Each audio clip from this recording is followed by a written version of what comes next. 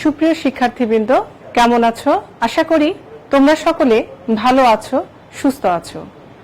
Rajshahi college কর্তৃক আয়োজিত বাণিজ্য শাখার একাদশ শ্রেণীর অনলাইন ক্লাসে স্বাগতম।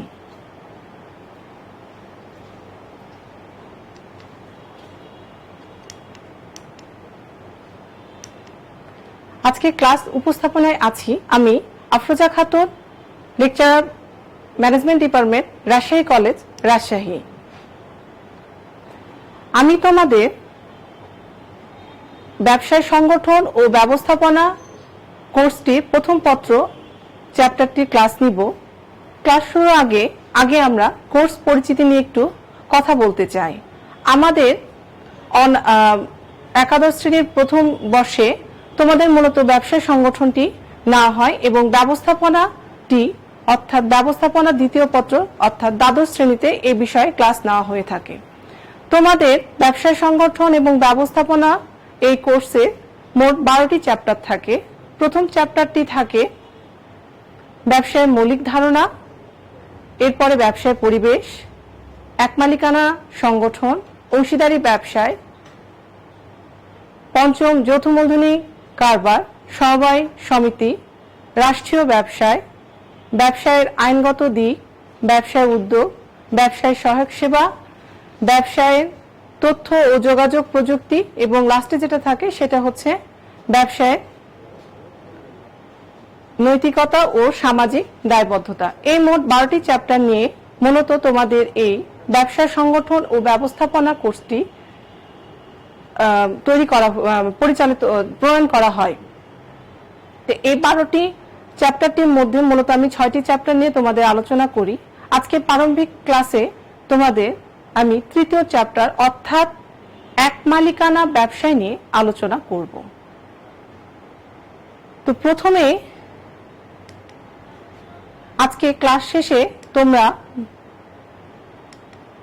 কি কি জিনিস শিখতে পারবে সেটা হচ্ছে মালিকানার ভিত্তিতে ব্যবসায়ের প্রকারভেদ,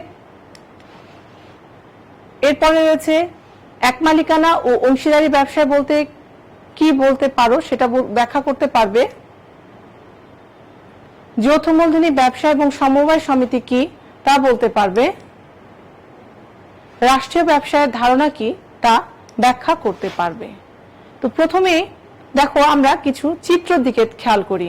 এখানে দেখো একটা কর্নারের ছবি যদি দেখো, প্রথমে যে ছবিটা দেখতে পাচ্ছ সেই ছবিটা যদি দেখো যে এটা কি একটা কি, এখানে কিন্তু অনেকগুলো মহিলা আছে, এখানে পুরুষ আছে, তারা মেশিন নিয়ে কাজ করছে। এই পাশের ছবিটা যদি দেখো তাহলে কি এটা একটা মুদির দোকান, তাই না? এই পাশের যদি ছবিটা দেখো তাহলে কি এটা একটা বুটিক শপ, আর এই পাশে কিছু কলকারখানা বা মেটেরিয়ালস গুলো তৈরি হচ্ছে। তো আমরা যদি এই বিষয়গুলো নিয়ে একটু খেয়াল করি তাহলে দেখতে পাবো যে এই চিত্রগুলো খেয়াল করি তো এই বিষয়গুলো আমরা প্রতিনিয়ত কি আমাদের পরিচিত না? এটা যদি দেখি সেটা হচ্ছে বড় প্রতিষ্ঠান, শিল্প প্রতিষ্ঠান। আমি ব্যবসায়ের প্রকারভেদ আলোচনা করব, তার আগে তুমি চিত্রটা দেখে আলোচনা করো, দেখো, বোঝার চেষ্টা করো। এখন পর্যন্ত তোমরা যারা ক্লাসে আসছো একটু জানাবে যে এই যে চিত্রগুলো দেখে কি এটা কি আমরা সাধারণত বড় শিল্প প্রতিষ্ঠান একটা চেহারা, তাই না? এটা একেবারে যেটা এই পাশেরটা যেটা সেটা কি একটু ছোট আকৃতির, এবং এই পাশে যেটা সেটা দেখো এটা মোটামুটি এটা একজন মিলে করে বা বুটিক শপগুলো 2-4 জন মিলেও করে, আর এটাও মোটামুটি ছোট আকৃতির। এখানে আমি 3টা প্রতিষ্ঠান দেখাচ্ছি, যে 3টা প্রতিষ্ঠান মাঝারি আকৃতির বা ক্ষুদ্র আকৃতির, একটি শুধু এখানে বড় প্রতিষ্ঠান দেখানো হচ্ছে। এগুলো সবই কি ব্যবসায় প্রতিষ্ঠানের উদাহরণ, তাই না? আমরা একমালিকানা ব্যবসায় কি সেটি ব্যাখ্যা করার পূর্বে ব্যবসায়টা কি সে বিষয়টি নিয়ে আলোচনা করব, কারণ তোমাদের এখানে অনেকেই আছো যারা সায়েন্স থেকে বা মানবিক শাখা থেকে এসেছো, অনেকে কমার্স ব্যাকগ্রাউন্ড থেকে আসো নাই। যেহেতু এটা প্রথম ক্লাস, তো ব্যবসায় কি জিনিসটা না বুঝে আমরা সরাসরি ব্যবসায় ক্লাসিফিকেশনে যদি যাই সেখানে বুঝতে পারবো না। তো আমরা যদি ব্যবসায় সংজ্ঞা দিই, এখানে অনেক সংজ্ঞা আছে, সংজ্ঞাটা তোমরা স্লাইডে হয়তো লক্ষ্য করলে বুঝতে পারছো, কিন্তু আমি যদি মুখে বলি, যেমন ধরো উদাহরণ দিই, সীমা একজন সরকারি চাকরিজীবী, ধরো কাদের সাহেব কৃষক, বুলবুল একজন কাপড়ের দোকানদার, বেনু একজন মুদির দোকানদার। এখানে দেখো আমি চারটা ব্যক্তির চারটা কর্মের কথা বললাম। প্রথমে যেটা বললাম যে শিখা একজন চাকরিজীবী। চাকরিটা কি ব্যবসা? আমি নিজে কি? আমি কি ব্যবসায়ী? আমি ব্যবসায়ী না, আমি একজন চাকরিজীবী। আবার আমি বললাম যে বুলবুল বা বাবুল যাই হোক এরা হচ্ছে কি করে? মুদির দোকান করে। বা আরেকজনকে বললাম যে কাপড়ের দোকান আছে, এটা কিন্তু ব্যবসায়। কিন্তু আমি বললাম যে একজন ব্যক্তি আছে যিনি কৃষি কাজ করেন। কৃষি কাজ কি ব্যবসা? কৃষি কাজ ব্যবসা না, কারণ তিনি যে কাজটি করেন সে কাজটা করে তার পরিবারের খাদ্য চাহিদা মেটান, তার পরিবারে ভরণ পোষণ করেন, কিন্তু সেখান থেকে উৎপাদন করে তিনি মুনাফার উদ্দেশ্যে বাজারজাত করে বিক্রয় করেন না। যদি করেন তখন সেটা ব্যবসা হবে। এখানে দেখো আমি একটা সংজ্ঞাতে বলা হচ্ছে যে ব্যবসায় শব্দটি, প্রথমে লক্ষ্য করো যে ব্যবসায় শব্দটি ইংরেজি বিজনেস শব্দের একটি পারিপার্শ্বিক প্রতিশব্দ। মানে ব্যবসার ইংরেজিটা হচ্ছে বিজনেস, এবং বিজনেসের যদি আক্ষরিক অর্থ দেখি তাহলে হচ্ছে বিজিনেস। বিজনেসকে বলা হচ্ছে বিজিনেস বা বিং বিজি, ব্যস্ত থাকা বা ব্যস্ত হওয়া। ব্যক্তিগতভাবে অথবা সমষ্টিকভাবে অথবা বাণিজ্যিকভাবে যে কোনো কাজে আমরা ব্যস্ত থাকতে হবে। এখন আমি বলতে পারি যে আমি এখন ব্যস্ত আছি তোমাদেরকে পড়াশোনার কাজে, এখানে কি আমার কোনো লাভ আছে? লাভজনক কাজ মানে কাজটা হতে হবে এবং সেটা লাভজনক।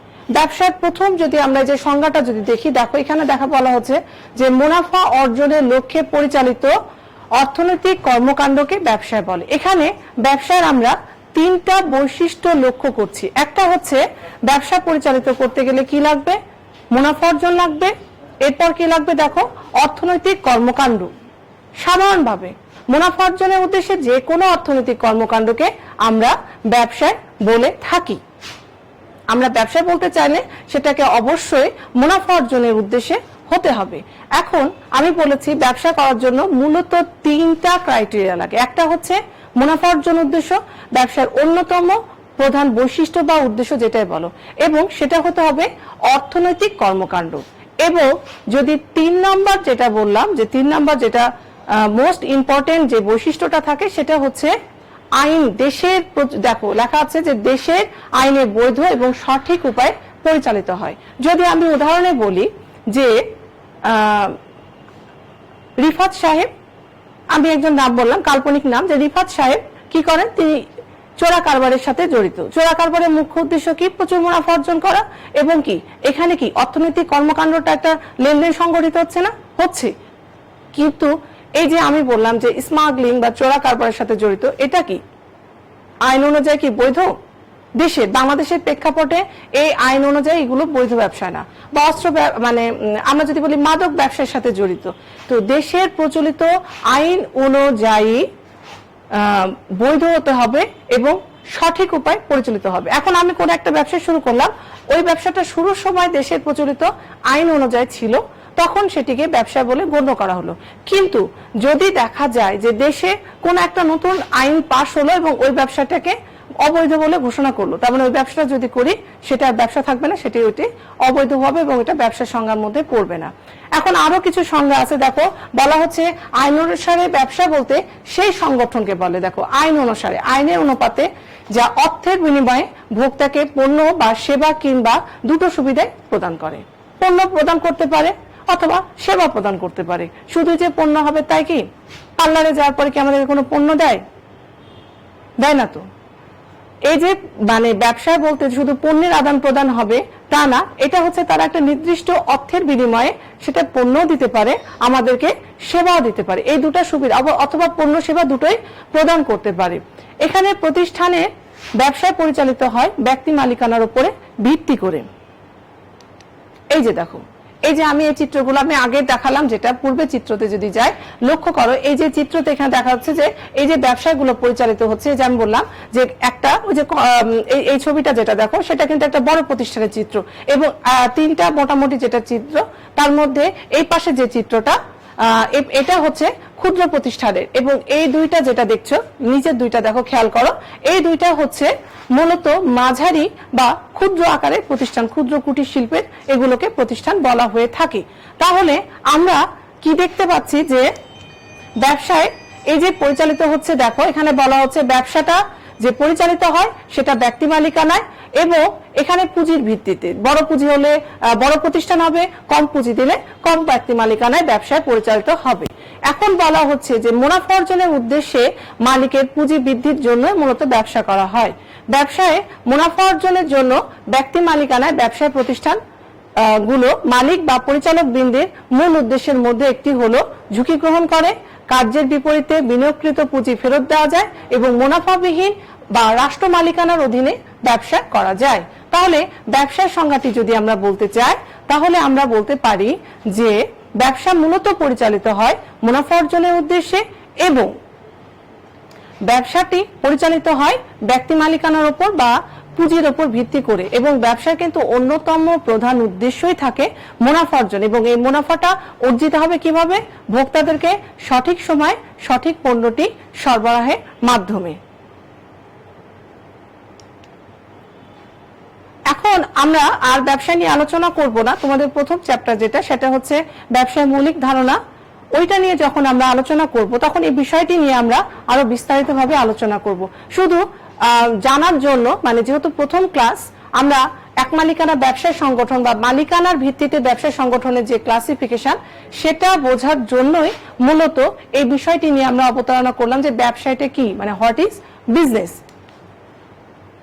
দেখো এখন যদি আমরা দেখি যে আমি একটা প্রশ্ন করি, তোমরা যারা অলরেডি এই ক্লাসের মধ্যে ঢুকে গেছো তো তারা একটু পারলে কমেন্ট করো।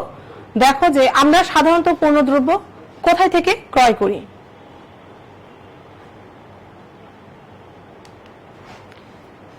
দেখো এখন আমি এখানে দুইটা চিত্র দিচ্ছি, আরো এরকম চিত্র আছে। আমরা সাধারণত পণ্যদ্রব্যগুলো ক্রয় করি কি বাজার থেকে বা কি আমাদের বাড়ির পাশে দোকান থেকে। আমরা বাজার থেকে বা বাড়ির পাশের দোকান থেকে সাধারণত পণ্যদ্রব্যগুলো ক্রয় করে থাকি। আমরা কি ক্রয় করার জন্য কি আমার নিত্য প্রয়োজনীয় পণ্যদ্রব্যগুলোর কথা বলছি। হ্যাঁ, এখন বলতে পারো যে ম্যাডাম আমি তো বাড়ির পাশে না, আমি অনেক দূরে যাই, অনেক পণ্য কেনার জন্য আমাকে হয়তো আমি এখন গ্রামে আছি, আমাকে শহরে আসার প্রয়োজন হতে পারে, তাই না? কিন্তু সচরাচর আমাদের নিত্য প্রয়োজনীয়, তোমার বাসাতে এখন একটু রান্না করতে বসছে বা তোমার দৈনন্দিন যে রান্না বান্নার সবজি লাগে বা একটা রান্না করতে যে জিনিসপত্র লাগে বা হঠাৎ করে কোনো গেস্ট চলে আসছে তার জন্য নাস্তা, এই যে বিষয়গুলো, তাই না? বা তুমি এই যে যদি কলেজে আসতে তো ক্লাসের ফাঁকে ফাঁকে রিফ্রেশমেন্ট বা যে তোমাদের ক্লাস চলাকালীন সময় তোমাদের যে বিরতি দেওয়া হবে, তোমরা টিফিন খেতে কি কোথাও যাবে? কলেজের আশেপাশে খাবে। তো বিষয়টা হচ্ছে যে আমাদের নিত্য ব্যবহার্য ছোটখাটো জিনিসপত্রগুলো ক্রয় করার জন্য, এখন ধরো তোমার বাড়ি হচ্ছে ভদ্রা, তোমার বাড়ি হচ্ছে কোটে, তোমার বাসার জন্য কি তুমি 1 কেজি মরিচ কেনার জন্য তুমি সাহেব বাজারে আসবে? অবশ্যই না।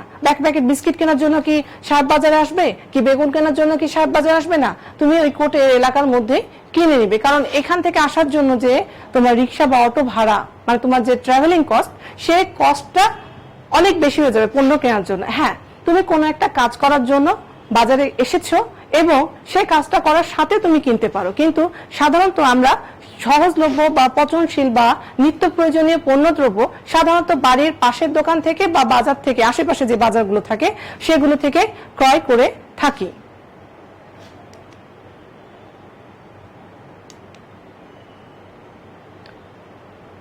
এখানে আরেকটি প্রশ্ন যেটি হচ্ছে, তোমরা দেখো বলা হচ্ছে যে তোমার বাসার নিকটবর্তী যে দোকান থেকে পণ্যদ্রব্য ক্রয় করো সেটির মালিক কয়জন থাকে? এটা আমরা সবাই বলতে পারি, কারণ এই যে বাড়ির পাশ থেকে আমরা যে পণ্যদ্রব্য ক্রয় করার কথা বললাম সেক্ষেত্রে দেখা যাচ্ছে যে ওই সব দোকানদারদের সাথে আমাদের একটা পরিচিত থাকে, একটা নিজস্ব কি প্রত্যক্ষ কি যোগাযোগ থাকে না, আমাদের একটা ডাইরেক্ট একটা কমিউনিকেশন থাকে। তো এখানে বলা হচ্ছে যে তোমার বাসার নিকটবর্তী যে দোকান থেকে তুমি পণ্যদ্রব্য ক্রয় করো সেটির মালিক সাধারণত কয়জন? অবশ্যই তোমরা জানো না? কয়জন থাকে?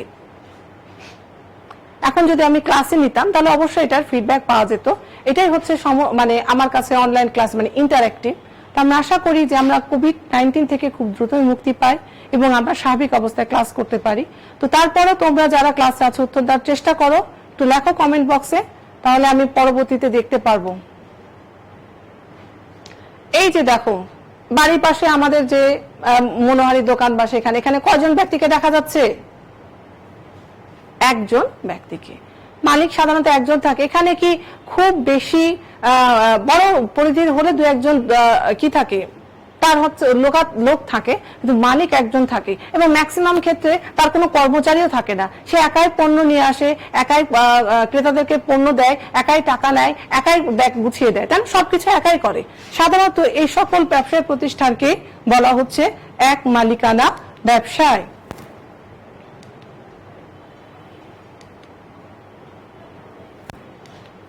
আরো কিছু ছবি এক মালিকানা ব্যবসায়, এটাকে কনসেপ্টটাকে ক্লিয়ার করার জন্য। ওইখানে একটা মনোহারি দোকান ছিল, এপাশে একটা কি সিঙ্গারা সামোচার দোকান, এপাশে একটা দেখো একটা মুদির দোকান। এগুলোর মালিকগুলোকে যে দেখি সেগুলো সবই হচ্ছে এক মালিকানা। এখন আমরা বলতে পারি যে হোয়াট ইজ সোল প্রোপ্রাইটরশিপ বিজনেস। এক মালিকানা ব্যবসায় ইংরেজি প্রতিশব্দটা হচ্ছে সোল প্রোপ্রাইটরশিপ। সোল দেখো একাকী, একজন, একক। এই একজন একাকী একক থেকে কিন্তু এক মালিকানা। আমরা যখন অ্যাকাউন্টিং এর ক্লাস করব, এখানে কিন্তু প্রথমে একটা আমাদেরকে ইকুয়েশন শেখায়। সেই ইকুয়েশনটা কি থাকে? A equal to L plus O W. A সমান সমান অ্যাসেটস, আর এল সমান সমান লায়াবিলিটিস, আর ও ডাব্লিউ সমান ওনারশিপ। অর্থাৎ বাংলায় সম্পত্তি সমান সমান দায় প্লাস মালিকানা সত্ত্ব। মানে যতটুকু একটা প্রতিষ্ঠানের সম্পত্তি থাকবে, সেই সম্পত্তিটা হয় সে ঋণ করে অর্জন করবে, অথবা মালিক নিজেই সেই প্রতিষ্ঠানে পুঁজি বিনিয়োগ করবে। তো এই বিষয়টি যদি আমি দেখি, তাহলে দেখো যে এই যে সাধারণত যে দোকানের তিনটা চিত্র আমি দেখলাম, এর আগেও চিত্র, তো আমি যদি এই আলোচনা থেকে বুঝি, তো এগুলো প্রতিষ্ঠানে যে মূলধনটা আসে, সেই মূলধনটা সাধারণত মালিক একাই কি ব্যবসায় নিয়ে আসে, অথবা সে তার পরিচিত কোনো মহল থেকে কি ঋণ নিয়ে থাকে। এই জন্য বলা হচ্ছে এটি হচ্ছে এক মালিকানা প্রতিষ্ঠান। এখন দেখো সংজ্ঞাটা যদি দেখি, সংজ্ঞার দিকে খেয়াল করো যে মুনাফা অর্জনের লক্ষ্য নিয়ে যখন কোনো ব্যক্তি নিজ দায়িত্বে মূলধন জোগাড় করে কোনো ব্যবসায় গঠন ও পরিচালনা করে এবং উক্ত ব্যবসায় অর্জিত সকল লাভ নিজে ভোগ করে বা ক্ষতি হলে নিজেই বহন করে, তাকে সাধারণত এক মালিকানা ব্যবসায় বলা হয়। একটু খেয়াল করো, এখানে কয়েকটা বিষয় আছে। এখানে কিন্তু দেখো ব্যবসার সংজ্ঞাগুলো আছে। কোনটা সংজ্ঞা আছে? যে দেখো মুনাফা অর্জনের উদ্দেশ্যে, এবং এখানেও কিন্তু যে মুনাফা অর্জনের উদ্দেশ্যে অর্থনৈতিক কর্মকাণ্ড সংগঠিত হচ্ছে, এবং এই কাজগুলো কে করছে? দেশের প্রচলিত আইন অনুযায়ী বৈধ, কিন্তু এই কাজগুলো সম্পূর্ণই করছে নিজ দায়িত্বে। এখানে দেখো কোনো ব্যক্তি নিজ দায়িত্বে কি করছে? ব্যবসা গঠন করছে, নিজেই পরিচালনা করছে, এবং ওই ব্যবসায় যা কিছু লাভ হচ্ছে সে নিজেই ভোগ করছে, যাবতীয় সব লোকসান নিজেই বহন করছে। এই সবগুলো কাজে কিন্তু এক মালিকানা ব্যবসার সংজ্ঞা। তোমরা চাইলে টুকে নিতে পারো যে মুনাফা অর্জনের লক্ষ্যে নিজে যখন কোনো ব্যক্তি, ধরো আমি মুনাফা অর্জন করার উদ্দেশ্যে কোন একটা ব্যবসায় প্রতিষ্ঠানে গঠন করার জন্য আমি নিজেই সেই ব্যবসায় কি করব? মূলধন বিনিয়োগ করব এবং নিজ দায়িত্বে ব্যবসাটা পরিচালনা করব। এখানে কিন্তু অন্য কোনো ব্যক্তিকে আমি ইনভলভ করব না, এবং ব্যবসায় যা কিছু লাভ হবে আমি ভোগ করব, এবং যাবতীয় যা লস হবে সেটা কে বহন করবে? যাবতীয় যা লস হবে সেটা আমাকেই পরিশোধ করতে হবে। ব্যবসায়ের সকল দায় দায়িত্বের জন্য এক মালিকানা ব্যবসার নিজেই দায়িত্ব থাকে। একে বলা হচ্ছে সাধারণত এক মালিকানা ব্যবসায়। তাহলে আমরা এর পরের ক্লাসে তোমাদের যখন এক মালিকানা বৈশিষ্ট্য বা সুবিধা অসুবিধা পড়াবো, তখন কিন্তু এই বিষয়গুলো সম্বন্ধে তোমাদের ডিটেলস একটা ধারণা হয়ে যাবে।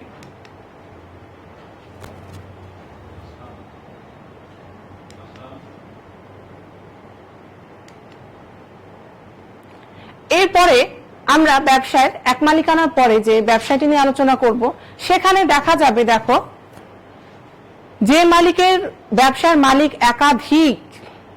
আমি কিন্তু এখন পর্যন্ত যে ব্যবসা নিয়ে আলোচনা করলাম সেখানে মালিক ছিল একজন বা একক। এখন আমি যেটা নিয়ে আলোচনা করব সেখানে বলা হচ্ছে মালিক থাকবে একাধিক, একের অধিক। একাধিক যেটা মানে এক কোনো না, দুইজন হতে পারে, তিনজন, চারজন, পাঁচজন, মানে একের অধিক। তাকে সাধারণত কি ধরনের ব্যবসা বলা হচ্ছে সেই ব্যবসা নিয়ে আমরা আলোচনা করব। তোমরা ইতিমধ্যে যারা বাণিজ্য ব্যাকগ্রাউন্ড থেকে আসছো তারা বুঝছো যে আমরা এখন এই অংশে কোন ব্যবসাটি আলোচনা করব। তারপরেও আমরা একটু দেখি সবার সুবিধার্থে। দেখো এখানে আমি দুইটা চিত্র দেখাচ্ছি। এখানে দেখো দুইজন ব্যক্তি, প্রথম যে চিত্রটি আসছে এখানে দেখো দুইজন ব্যক্তি কি করছে, একটা চুক্তির সিগনেচার করছে, তাই না? পাশের গুলো কিন্তু দেখছে, এবং পাশের যেটা সেটা হচ্ছে হ্যান্ডশেক করে তারা নিজেদের মধ্যে চুক্তি সম্পাদন করছে। এখানে দেখো লেখা আছে যে পার্টনারশিপ বিজনেস, এটাকে বলা হচ্ছে অংশীদারি ব্যবসায়। দুটোই কিন্তু অংশীদারি ব্যবসায় চিত্র বা অংশীদারি ব্যবসায় উদাহরণ। এরপরে আরো চিত্র কিছু লক্ষ্য করি, দেখো এখানে দেখো চিত্রগুলো কি স্পষ্ট? আচ্ছা, এখানে দেখো দুইজন ব্যক্তি নিজেদের মধ্যে আলাপ আলোচনা করে কাজ করছে। এখানে কিন্তু একটা সবজির দোকানে দুইজন বসে আছে। এক্ষেত্রে আমরা কি দেখতে পাই বলতো? এখানে কিন্তু মালিককে আমরা দুইজন দেখতে পাচ্ছি। এক মালিকানা ব্যবসার চেয়ে একটু বড়, এক মালিকানা ব্যবসার অনেক লিমিটেশন আছে। এক মালিকানা ব্যবসা যদিও অনেক জনপ্রিয়, পৃথিবীর 80% ব্যবসায় বলা চলে এক মালিকানা, এবং এত ব্যবসা আসার পরও মানুষ এক মালিকানা ব্যবসা করতে অনেক বেশি আগ্রহী।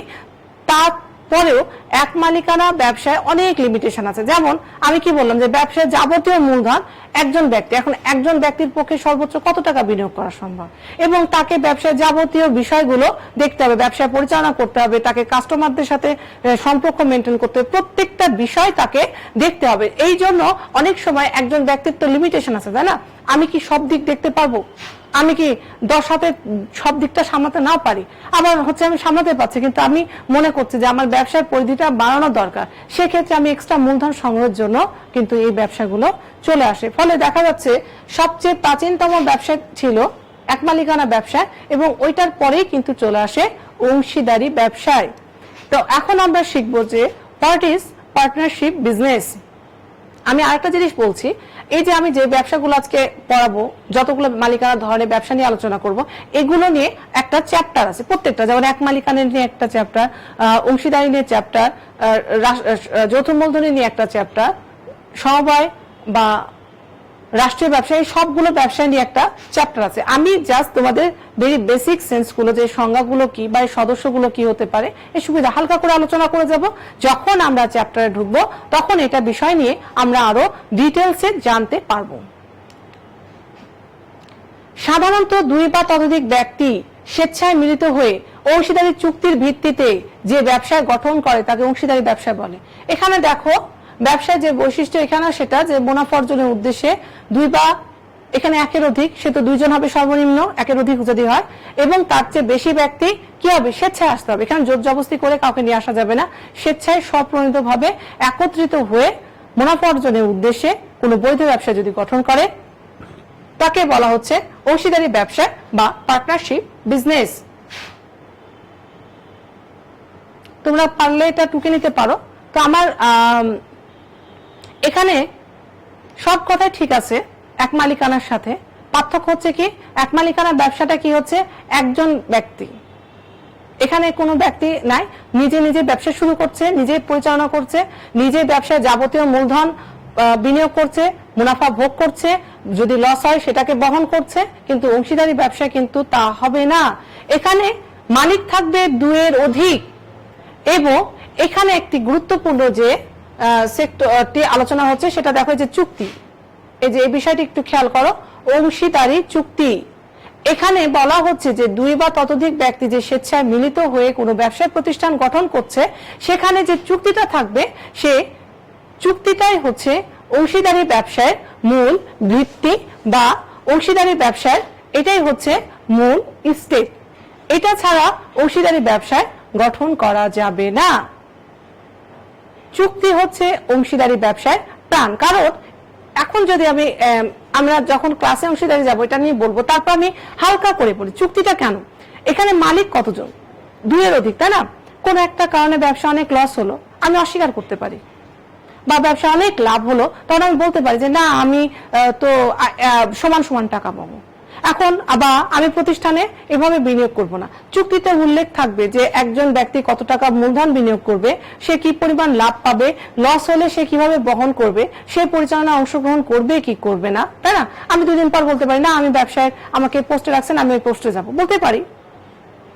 এই ভবিষ্যতে সংঘাত এড়ানোর জন্যই মূলত অংশীদারি ব্যবসায় চুক্তি করা হয়ে থাকে। ফলে আমরা এই জিনিসটা বারবার বলতে পারি যে অংশীদারি ব্যবসায় যে চুক্তিটা থাকছে সেখানে কি থাকছে, দুই বা ততোধিক ব্যক্তি একত্রে স্বেচ্ছায় মিলিত হয়ে অংশীদারি চুক্তির ভিত্তিতে ব্যবসা গঠন করছে, তাকে বলা চলছে অংশীদারি ব্যবসায়।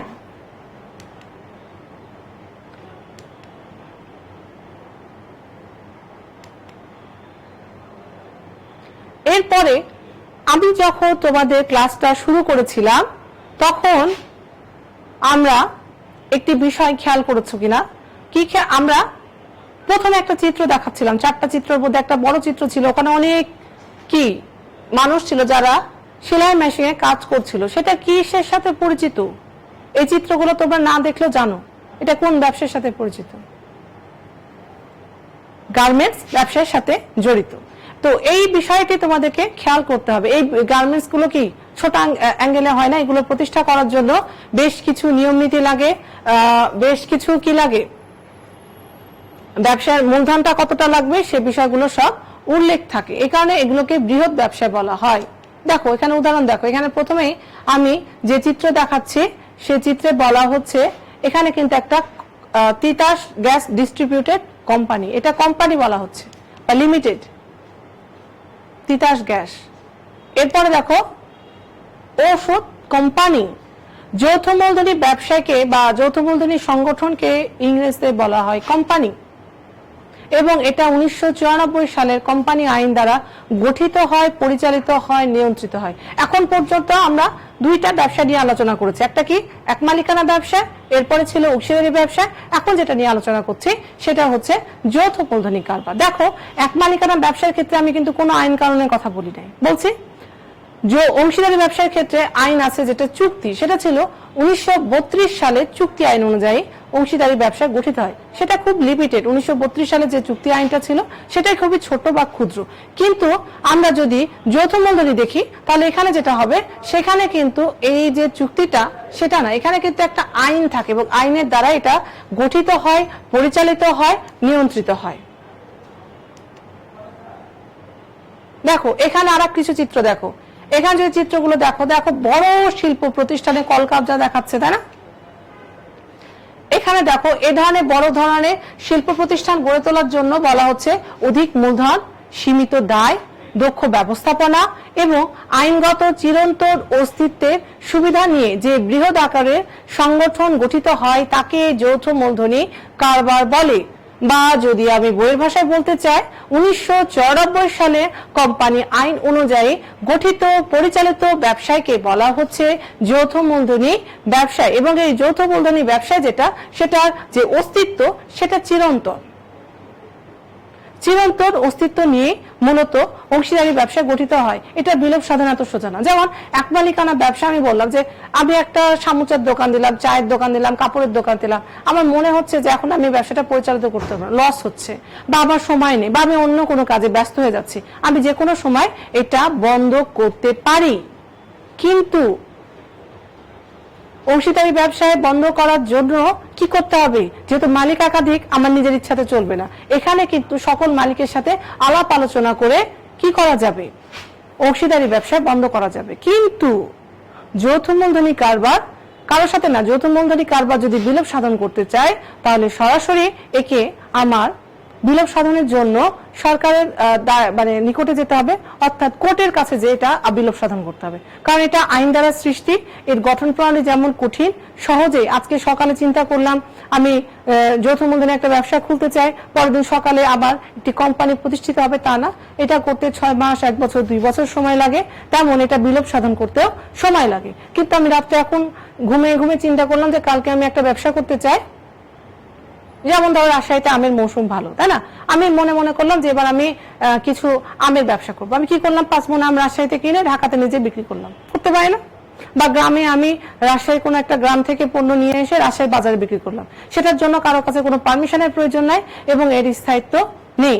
কিন্তু অংশীদারি ব্যবসায় কিন্তু যৌথ মূলধনী কারবার ব্যবসাটি গঠন করার জন্য অনেক মূলধনের প্রয়োজন। এরকম 2 লাখ, 5 লাখ, 10 লাখ টাকা দিয়ে যৌথ মূলধনী কারবার খোলা যায় না। ফলে এটার মূলধন অনেক, এর দায়টা অনেক বেশি এর ব্যবস্থাপনাটা দক্ষ লাগে। এবং আমরা যারা কমার্সে পড়ি আমরা অনেকেই বলি যে আমি মাল্টিন্যাশনাল কোম্পানিতে জব করব বা আমি প্রাইভেট সেক্টরগুলোতে যাব। তো আমরা এখানে এত পড়াশোনা করে আমরা বিভিন্ন কোম্পানিতে as a chief executive officer হিসাবে বা ম্যানেজমেন্টের কাজগুলোতে যোগ করি। ফলে এখানে যে ব্যবস্থাপনার কাজটা হয় সেই ব্যবস্থাপনাটা দক্ষ, কারণ আমরা বিবিএ এমবিএ কমপ্লিট করছি বা সিএ করা হয় বা আমরা আরো কিছু উচ্চতর ডিগ্রি নিয়ে তারপরে সে সকল প্রতিষ্ঠানে অভিজ্ঞতার ভিত্তিতে চাকরিতে যোগদান করে থাকি।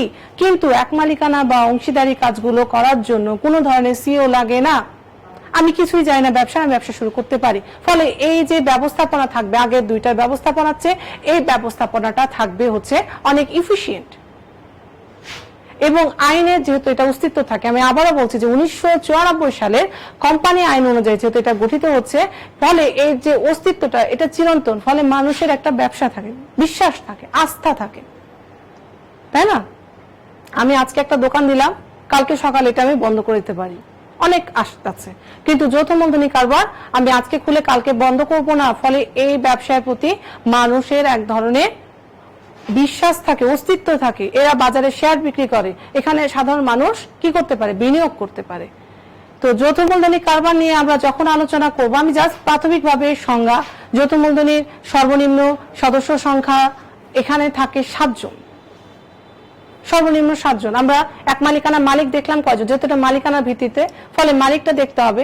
এক মালিকানার ক্ষেত্রে সর্বোচ্চ মালিক একজনই থাকে, একক ব্যক্তি, একজন ব্যক্তি। এবং অংশীদারি ক্ষেত্রে মালিক থাকবে সর্বনিম্ন 2 জন, সর্বোচ্চ 20 জন। 20-এর অধিক হবে না। যদি 21 জন 22 জন নাও, তখন এটা অংশীদারি ব্যবসা আর থাকবে না। এবং অংশীদারি ব্যবসা বা দুইটা ভাগ আছে, যে একটা সাধারণ এবং একটি থাকে ব্যাংকিং। যদি ব্যাংকিং নিয়ে মানে আমরা যদি কোনো কয়েকজন ব্যক্তি মিলে একটা ব্যাংক, অংশীদারি ব্যাংক গঠন করতে চাই, সেক্ষেত্রে মালিক সর্বোচ্চ 10 জন, সর্বনিম্ন কিন্তু 2, কারণ একজন মালিক নিলে তো এটা অংশীদারি ব্যবসায় থাকছে না।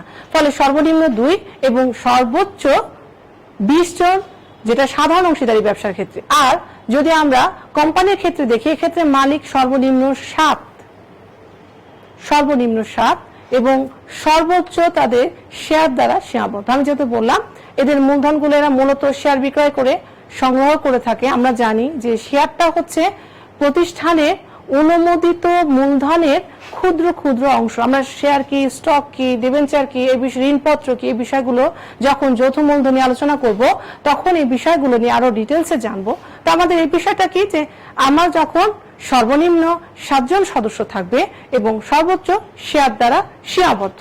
আর অংশীদারির ক্ষেত্রে সর্বনিম্ন এখানে 2 জন এবং সর্বোচ্চ 20 জন। তাহলে পার্থক্যটা কি হচ্ছে, এখানে কিন্তু 7 এবং পাবলিকের ক্ষেত্রে সর্বোচ্চ শেয়ার দ্বারা সীমাবদ্ধ। আর যৌথ মূলধনীর আরেকটি গুরুত্বপূর্ণ ভাগ রয়েছে, সেটা হচ্ছে প্রাইভেট লিমিটেড কোম্পানি, একটা পাবলিক একটি প্রাইভেট। এবং পাবলিকের ক্ষেত্রে 7 থেকে সর্বোচ্চ শেয়ার দ্বারা, এবং প্রাইভেটের যেটা সেটা সর্বনিম্ন 7 কিন্তু সর্বোচ্চ 50 জন। অংশীদারির ক্ষেত্রে 20 জন এবং প্রাইভেট লিমিটেডের ক্ষেত্রে 50 জন। এইগুলো হচ্ছে মালিক, এরা কিন্তু মালিক। এই যে এগুলো সদস্য বলছে, এগুলো কিন্তু মালিক, এবং এর ভিত্তি করে কিন্তু ব্যবসার ক্লাসিফিকেশনটা করা হয়ে থাকে মালিকানা ধরনের উপর ভিত্তি করে। এরপরে যেটা নিয়ে আমরা আলোচনা করব, দেখো এখানে চিত্রটা একটু লক্ষ্য করো। দেখো যে আমাদের সমাজে কি সবাই কি একই শ্রেণীর? আমাদের মানুষের জন্মগতভাবে কি সবাই একই রকম অবস্থান থেকে উঠে আসছে? কখনোই না। তারা নিম্নবিত্ত সমাজে, আমরা যদি অর্থের বিভাগে দেখি তাহলে এখানে দেখা যাচ্ছে নিম্নবিত্ত, মধ্যবিত্ত, উচ্চবিত্ত বিভিন্ন শ্রেণীর মানুষগুলো দেখতে পাচ্ছি। তো এই বিষয়গুলো একটু দেখো, এই চিত্রটা দেখো, চিত্রটা খুব পরিচিত। এর পাশে চিত্র তো আমরা দেখছি যে বাংলাদেশ সমবায় একাডেমি, তাই না? এটা জাতীয় একটা একাডেমি, এটার নাম আমরা পরিচিত বা অনেক জায়গায় চিত্র দেখছি বা জানি। এবং এই পাশের যদি একটা চিত্র দেখি, এখানে কিছু কি মহিলা আছে না, চেহারাগুলো দেখে পাওয়া যাচ্ছে এরা নিম্নবিত্ত বা দুস্থ শ্রেণীর মহিলা। এরা সবাই একত্রিত হচ্ছে কিসের জন্য? তাদের ভাগ্যের, তাদের অসহায়, তাদের নিঃস্ব, তারা এই রিক্ত অবস্থা থেকে পরিবর্তনের জন্য। এগুলোকে বলা হচ্ছে সমবায় সমিতি। যখন আমি বলছি প্রথমে যে এক মালিকানা ব্যবসার একটি প্রাচীনতম রূপ বা আদি রূপ বা একটি সংগঠন, এক মালিকানার সমস্যাগুলো দূর করার জন্য মূলত আসে তোমার অংশীদারি ব্যবসা, এবং অংশীদারি ব্যবসাটার পরে সমাজে এক ধরনের, এটা ইউরোপে যখন ইউরোপিয়ান কান্ট্রিতে শিল্প বিপ্লব হলো তখন অনেক মানুষের অনেক টাকা হয়ে গেল, একটা ধনিক সমাজের সৃষ্টি হলো। তারা সকলে মিলে কি করলো, একটা বড় ধরনের প্রতিষ্ঠান গড়ে তুললো, এবং এর ফলে সমাজে কিন্তু ক্লাসটা খুব ভালোভাবে চোখে পড়তে গেল। দেখা গেল সমাজের অসহায় মানুষগুলো যাবে কোথায়, তাদের পক্ষে তো যাওয়ার খুব বেশি জায়গা নেই, জায়গা আছে তাদের কিন্তু নেই, তো তারা এই কোথায় যাবে, এই কোথায় যাওয়ার মানসিকতা থেকে কিন্তু ইউরোপের কান্ট্রি অর্থাৎ যুক্তরাজ্যে প্রথম সমবায় সমিতি অর্থাৎ কোঅপারেটিভ সোসাইটি প্রতিষ্ঠা হয়।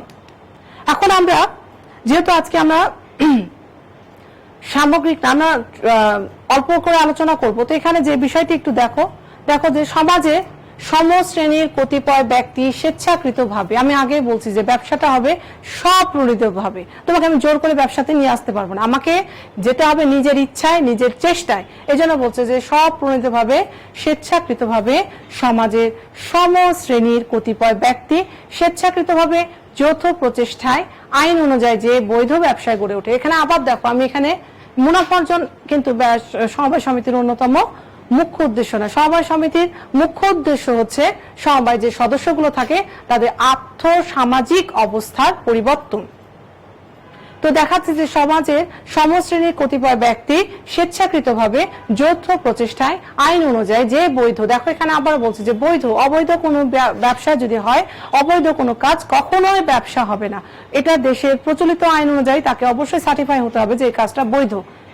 এখন আরেকটা জিনিস আমি বলছি যে সমশ্রেণী, সমবায় একটা বিষয় লক্ষ্য করো, যেমন কৃষক, এরা কি একটা শ্রেণী না? স্টুডেন্ট একটা তাঁতের কাজ করে, বা যারা মাছ ধরে জেলে বলে, যারা মাটির কাজ করে তাদেরকে মৃৎশিল্পী বলে, তাই না? এই যে বলা হচ্ছে এটা সমশ্রেণী, এখানে সমাজের সমশ্রেণী সমমর্যাদাভুক্ত বা সম পেশাভুক্ত যখন কতিপয় ব্যক্তি স্বেচ্ছাকৃতভাবে যৌথ প্রচেষ্টায় আইন অনুযায়ী, দেশের বলবৎ যেটা আইন থাকে, এখন সমবায় আইন 2001 এবং 2006, এই যে সমবায় আইন এবং সমবায় অধ্যাদেশ, এই যে এই আইন রয়েছে, এই আইন অনুযায়ী বৈধ ব্যবসায় গড়ে তোলে, তাকেই বলা হচ্ছে সমবায় সমিতি। এরপরে যেটা আসছে দেখো, যে তুমি সমবায়ের মাধ্যমে দুস্থ মানুষগুলো মূলত তাদের আর্থিক অবস্থার পরিবর্তনগুলো করার জন্য, সমাজের উচ্চ শ্রেণীর মানুষদের হাত থেকে রক্ষা পাওয়ার জন্য প্রতিষ্ঠা করা হয়। এবং আরেকটি যদি বিষয় বলি, যে সমবায়ের মাধ্যমে তারা তাদের অসহায় অবস্থা থেকে পরিবর্তনের চেষ্টা করে। যেমন সমাজে কিছু এই যে আমাদের কিছু কিছু সময় পেঁয়াজের দাম বাড়ছে, তাই না? আমরা কমন ভাবে জানি, এতে পেঁয়াজের দাম বাড়লে আমরা ক্ষতিগ্রস্ত হচ্ছে কারা? ভোক্তারা। উচ্চ মূল্যে পণ্য কিনছে, বা যে কোনো সবজি বা কৃষি পণ্যের দাম বৃদ্ধি পাচ্ছে। কিন্তু একই যোগে পত্রিকার কোন একটা কর্নারে বা টেলিভিশনে দেখবা যে অনেক কৃষক এসে তাদের দুধ ফেলে দিয়ে যাচ্ছে, তারা ন্যায্য মূল্যে ধানের দাম পাচ্ছে না। ধান উঠবে কয়দিন পর শুরু হয়ে যাবে, ধানের দাম পাচ্ছে না। কিন্তু আমরা উচ্চ মূল্যে কিন্তু চাল কিনছি, চাল কিন্তু 50 টাকার কেজির নিচে চাউল নাই, তাই না? ভালো চাল তো আরো বেশি। তো মোটামুটি মানের যদি একটি চাউল কিনি 40, 45, 50-এর নিচে চাউল নাই। কিন্তু যখন ধান চাষিরা, তাদের কিন্তু প্রধান কথাই থাকে যে না, আমরা ধানের দাম পাচ্ছি না। এই যে সমাজে পিছিয়ে পড়া, এখানে ক্ষতিগ্রস্ত হচ্ছে যারা পণ্য উৎপাদন করছে তারা, এবং আমরা যারা উচ্চ মূল্যে পণ্যদ্রব্য ক্রয় করছি সেই ভোক্তারা ক্ষতিগ্রস্ত হচ্ছে না। তো মাঝখান থেকে লাভবান হচ্ছে কি? এক ধরনের মধ্যস্থকারী ব্যবসায়ী। এই যে এদের অত্যাচার থেকে, এদের তাদের শোষণের হাত থেকে রক্ষা পাওয়ার জন্যই মূলত সমবায় সমিতিটা গঠন করা হয়ে থাকে। তো এরপরে যেটা আসছে সেটা হচ্ছে যে বাংলাদেশের ব্যবসাগুলো রাষ্ট্র কর্তৃক পরিচালিত হয়। এটা কি জানো তোমরা? যদি তোমরা কেউ থাকো তোমরা কমেন্টে জানাইতে পারো, এটা কি তোমাদের কি যে বাংলাদেশের কোন ব্যবসাগুলো রাষ্ট্র কর্তৃক পরিচালিত জানা আছে? না, তোমাদের সবই এক মালিকানা ব্যক্তি কেন্দ্রিক। এরপরে যে কোশ্চেনটা আমি করি সেটা হচ্ছে রাষ্ট্রীয় ব্যবসার মালিক কে? প্রত্যেকটা ব্যবসা আমি বললাম যে এক মালিকানা ব্যবসার মালিক আমি, ধরো আমি যদি ব্যবসা প্রতিষ্ঠান করি, তুমি, তোমার বাবা, মানে যে ব্যক্তি এই ব্যবসাটি গঠনের উদ্যোগ গ্রহণ করছে তিনি এই ব্যবসায় কি মালিক। তো রাষ্ট্রীয় ব্যবসার মালিকটা কে এটার উদ্যোগ গ্রহণ করছে? এটা কি জানা আছে? যদি জানা থাকে কমেন্ট করতে পারো। ছবি দেখছো কি? বিমানের ছবি, তাই না? বাংলাদেশ ব্যাংক। আমরা কমার্সের স্টুডেন্ট, আমাদের অনেকের মনে খুব ইচ্ছা আছে, সুপ্ত ইচ্ছা আছে আমরা কি বাংলাদেশ ব্যাংকে রেডি হবো, তাই না? যে কোনো ব্যাংকে জব করব। বাংলাদেশ ব্যাংকে কি ব্যাংক বলা হয় জানা আছে কারো? যদি জানা থাকে কমেন্ট করতে পারো। বাংলাদেশ ব্যাংকে কেন্দ্রীয় ব্যাংক বলা হয়। প্রত্যেকটি দেশে একটি মাদার ব্যাংক থাকে। কেন্দ্রীয় ব্যাংকে বলা হয় সকল ব্যাংকের জননী। তোমরা ব্যাংকিং বিমাতে ব্যাংকিং এর যে ক্লাসিফিকেশন, কোনটা জাতীয় ব্যাংক, বেসরকারি ব্যাংক, সরকারি ব্যাংক, কেন্দ্রীয় ব্যাংকে সংজ্ঞাগুলো জানতে পারবে। তো এই বিষয়গুলো যদি আমি দেখি, এগুলো কিন্তু ব্যবসায় প্রতিষ্ঠান।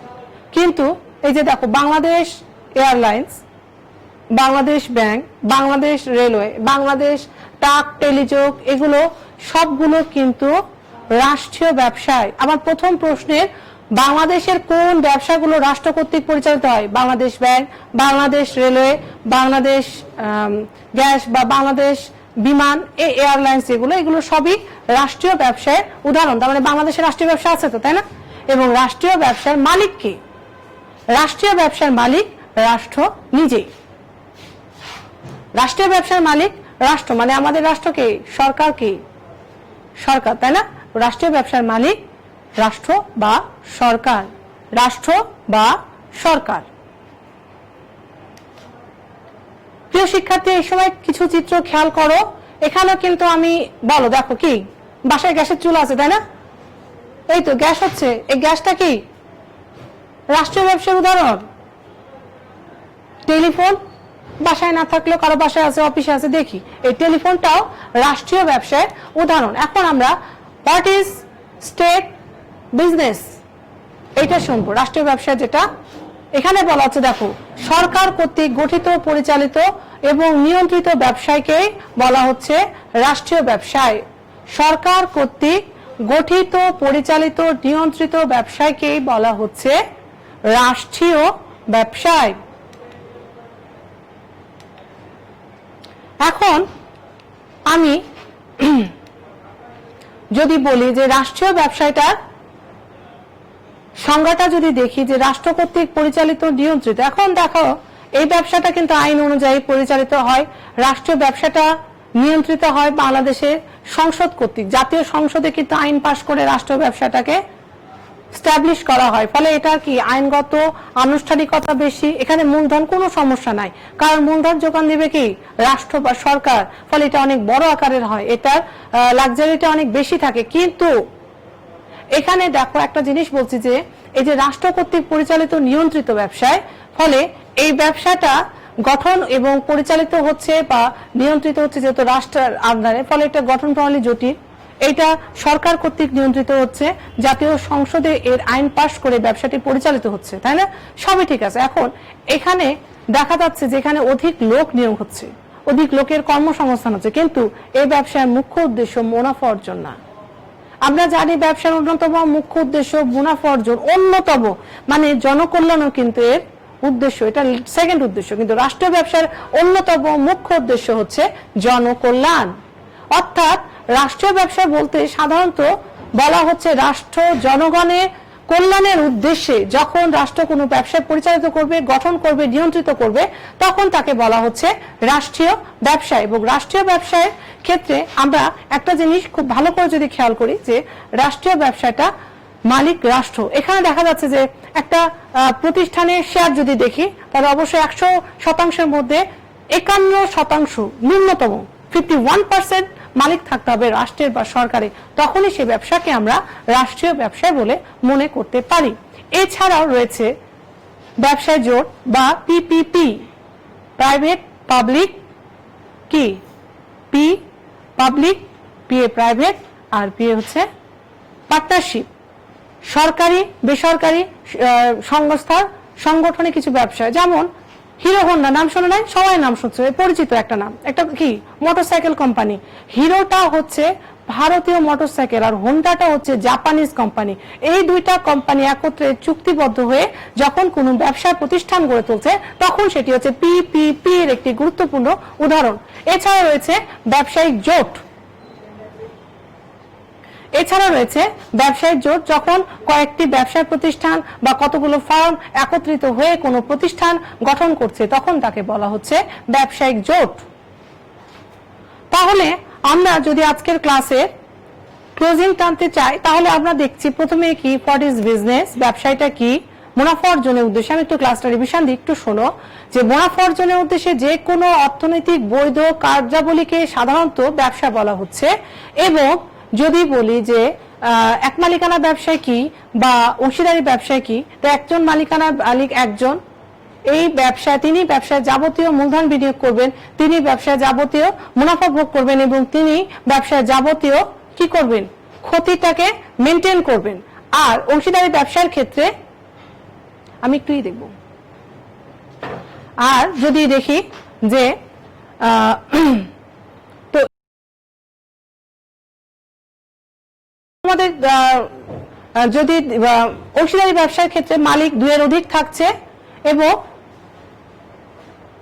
যদি অংশীদারি ব্যবসার ক্ষেত্রে আমরা যদি দেখি যে আমাদের এখানে, আচ্ছা আমি একটু কমেন্ট তোমরা কি করছো উত্তরগুলো দেওয়ার চেষ্টা করি, বড় বোঝা ভালো, একটু ডাইরেক্ট ডেলিভারি ভাবে বলে নাই। আচ্ছা থ্যাংক ইউ। এখানে আনিকা ইমরান আলী বলছে হাই কি খবর, তারপরে হচ্ছে বলা হচ্ছে বানানটা ভুল হয়েছে, কোন বানানটা স্লাইডে হয়তো বোঝা যাচ্ছে না, না কেন মিস রেশমা কেন না লিখছে বোঝা যাচ্ছে না। ও আমার প্রশ্নের উত্তর, হ্যাঁ ঠিক আছে, না উত্তরগুলো দেওয়া হচ্ছে, আমি বুঝতে পারলাম এখন, গাড়িটা না ঠিক আছে। তারপরে বলা হচ্ছে আরো কিছু, তোমরা একটু লাইভে আসো, একটু খেয়াল করে কমেন্ট গুলো করো তাহলে ভালো হবে। সরকার, হ্যাঁ রাষ্ট্রীয় ব্যবসার মালিক সরকার। Anika Khatun thank you. তারপরে হচ্ছে নাহিন সরকার, ঠিক আছে। তারপরে হচ্ছে সরকার, রেশমা, এই তো অনেক সুন্দর, রিফাত রেশমা, গভর্নমেন্ট, ঠিক আছে। আচ্ছা তাসবির আহমেদ, তারপরে কেন্দ্রীয় ব্যাংক, হ্যাঁ সরকার কেন্দ্রীয় ব্যাংকে সকল ব্যাংকের জননী বলা হয় উদাহরণ, এবং রাষ্ট্রীয় ব্যাংকের উদাহরণ কেন্দ্রীয় ব্যাংক, মাদার অফ ব্যাংক, ঠিক আছে, কোন bank, Bangladesh railway, airlines, okay thank you Shahadat. তারপরে তাহমিদা তামান্না, কোম্পানি, না কোম্পানি রাষ্ট্রীয় ব্যবসার উদাহরণ নাম, কোম্পানি যৌথ মূলধনের ক্ষেত্রে বলা হয়। বাংলাদেশ ব্যাংক, ঠিক আছে, এরকম হ্যাঁ এখন মিউজিয়ামে দেখা যায়, এখন নতুন টেলিফোনের একটি রূপ আসছে, ঠিকই আছে একটু। তারপরে হ্যাঁ না এটাও ঠিক, হ্যাঁ রাজশাহী কলেজের ওয়েবসাইটে যে দেখতে হবে আবু সালে, এখানে রাজশাহী কলেজের ওয়েবসাইটে গেলে পাওয়া যাবে সবকিছু। না টেনশন করার কারণে অনলাইনে ক্লাস করলে একটু তোমাদেরকে একটু কমেন্ট করলে আমি বুঝতে পারবো কতজন ক্লাসে থাকছো। তোমাদের কোনো কোশ্চেন নাই, তোমরা ক্লাসের উত্তর দিচ্ছ। এবং আমার বই সাজেশন, হ্যাঁ বই সাজেশনটা ক্লাসের শেষে দিয়ে দিব। কেন্দ্রীয় ব্যাংক বুক লিস্ট দিব, এখানে কয়েকটা বুক আছে, সব বুকগুলো দিব। ম্যাডাম পিপিপি ও public private partnership, Ajmal Fahad এটা উত্তর করে দিয়েছে, হ্যাঁ থ্যাংক ইউ। তাহলে আমি ক্লাস ক্লোজ করব, তার আগে তোমাদের কোশ্চেনগুলো দেখার উত্তর প্রশ্ন, আমি যে প্রশ্নগুলো করছি মোটামুটি তোমরা সবাই উত্তর দিতে পেরেছো, এজন্য ধন্যবাদ। আর যারা দিতে পারো নাই তারাও হয়তো উত্তর কমেন্টগুলো সেকশনে দেখলে, এবং পরবর্তীতে আমি উত্তরগুলো দিয়ে দিয়েছিলাম, সেটা তোমরা যদি ভালো করে ভিডিওটা লক্ষ্য করো তো পেয়ে গেছো। এখন আমরা যদি বলি যে মালিকানার ভিত্তিতে ব্যবসায়ীগুলোই এক মালিকানা, অংশীদারি, যৌথ মূলধনী, সমবায় সমিতি, রাষ্ট্রীয় কারবার, পিপিপি, ব্যবসায় জোট, এই 6-7টা প্রকারে বলা চলে, 5টা মোটামুটি চলে, এবং এইগুলো নিয়েই পরবর্তীতে একটা চ্যাপ্টার থাকবে। এবং আজকে তোমাদেরকে বাড়িতে একটা কাজ দিব, এই কাজটা আমি খুলে নিব, বা তোমরা ছোট করে কমেন্ট করে লিখতে পারো ভিডিও সেকশনে, যেটা এখানে কয়েকটা মূল্যায়ন লিখলে হবে, এক পেজের লেখার কিছু নাই, যে রাষ্ট্রীয় ব্যবসায়ের সাথে অন্যান্য ব্যবসায়ের কি বেসিক পার্থক্য আছে, উত্তরের সপক্ষে যুক্তি দাও। এটা তোমরা লিখে রাখো, এটা আমরা যখন কলেজ খুলবে তখন আমি তোমাদের কাছ থেকে জমা নিব। আর কমেন্ট সেকশনে যদি লেখো তাহলে 2-1টা পার্থক্য, যে রাষ্ট্রীয় ব্যবসাটা সরকার কর্তৃক নিয়ন্ত্রিত হচ্ছে, অন্য ব্যবসায় ব্যক্তি মালিকানায়, তাই না। তারপর রাষ্ট্রীয় ব্যবসায় মূলধনটা বেশি থাকবে, অন্য ব্যবসার কম থাকে, বা রাষ্ট্রীয় ব্যবসায় এর সাথে যৌথ মূলধনী, সমবায় সমিতি এবং এক মালিকানা বা পার্টনারশিপ বিজনেসের কি পার্থক্য সেটা লিখতে পারো। রাষ্ট্রীয় ব্যবসার অন্যতম মুখ্য উদ্দেশ্য থাকে হচ্ছে জনকল্যাণ, কিন্তু অন্য ব্যবসার মুখ্য উদ্দেশ্য জনকল্যাণ না, মুনাফা অর্জন। তো আজকের পর্যন্ত এই পর্যন্তই। আমি এখন তোমাদের বইয়ের লিস্টটা যেটা, সেটা হচ্ছে তোমরা বাজারে বিভিন্ন প্রকাশনী বই পাবে, আমি দুইটা বই প্রিফার করি। একটা মিলেনিয়ামের, তোমাদের এই বইটা তোমরা দেখতে পারো, যথেষ্ট ভালো, এবং আরেকটি আছে তোমাদের খালিকুজ্জামান স্যারের যমুনা পাবলিকেশনে। এই দুইটা বিষয় নিয়ে তোমরা দেখতে পারো। এই দুইটা বই মোটামুটি ভালো বলা চলে, তোমাদের সকল চাহিদা মেটাতে সক্ষম হবে। এছাড়াও আরো বই তোমরা লাইব্রেরিতে পাবে। তো মোটামুটি যে কোনো এই দুইটা প্রকাশনের দুইটা বই, মানে অনার্সে তো ইন্টারমিডিয়েটে তোমার ম্যাট্রিকের মতো একটা বই হবে না, একাধিক বই, হয়তো কোনো বই একটা চ্যাপ্টার ভালো থাকে, কোনো বই আরেকটি চ্যাপ্টার। তো মিলেনিয়ামের বা খালিকুজ্জামান স্যারের এই বইগুলোতে এই বিষয়গুলো অনেক ডিটেলস এবং বলা চলে অনেক বোধগম্য ভাষায় লেখা আছে। তোমরা দুইটা বইয়ের মধ্যে যে কোনো একটি বই সংগ্রহ করতে পারো। আর তোমাদের যদি কোনো কোশ্চেন থাকে, তোমাদের ক্লাসটা কেমন লাগছে, তোমাদের ক্লাসের মধ্যে আরো কি বিষয়গুলো দিলে তোমরা আরো বেশি উপকৃত হবে, সেই বিষয়গুলো যদি করো তাহলে কমেন্ট করো। আমি পরবর্তী তোমাদের নেক্সট যেদিন ক্লাস আছে সেই বিষয়গুলো নিয়ে আলোচনা করব, এবং পরবর্তীতে তোমাদের আমি এক মালিকানা ব্যবসায়ের সংজ্ঞা তো আলোচনা হয়েছে, কিন্তু এর বৈশিষ্ট্য বা সুবিধা অসুবিধা, জনপ্রিয়তার কারণ, টিকে থাকার কারণ, এই বিষয়গুলো নিয়ে আলোচনা করব। তো তোমরা ততদিন পর্যন্ত ভালো থাকো, সুস্থ থাকো। করোনার কারণে আমরা পরিচিত হতে পারছি না ব্যক্তিগতভাবে, আমি তোমাদেরকে দেখতে পাচ্ছি না, আমি জানিও না তোমরা কতজন ভর্তি হয়েছো। তো অবশ্যই আমরা এই বর্তমানে কোভিড-19 পরিস্থিতি থেকে খুব দ্রুতই আরোগ্য লাভ করব, এবং এই বৈশ্বিক মহামারী থেকে আরোগ্য লাভ করে আমরা আমাদের সেই স্বচ্ছন্দের ক্লাসরুমে ফেরত যাব। সেখানে আমি অনেক প্রাণবন্ত থাকবো, তোমরা অনেক প্রাণবন্ত থাকবে, কারণ ক্লাসের মজাটা ক্লাসে থাকে। এটা আমাদের অনলাইন ক্লাস, যেটা আমাদের সেকেন্ড চয়েস। কিন্তু তোমরা যেহেতু অনেক কম সময় পাবে বলা যায়, তো ওই আশাতে বসে না থেকে তোমরা একটু একটু করে পড়াশোনা করো, এবং যদি কোনো সমস্যা থাকে ক্লাস রিলেটেড যে কোনো কোশ্চেন, তোমরা যে কোনো সময় ভিডিও নিচে করলে বা ক্লাসের ওয়েবসাইটে করলে ওই উত্তরগুলো আমরা দেওয়ার চেষ্টা করবো, এবং ক্লাসে আর কি কি বিষয় তোমরা চাচ্ছ সেই বিষয়টি অবশ্যই একটু জানালে খুশি হব। তবে ভালো থাকো, আল্লাহ হাফিজ।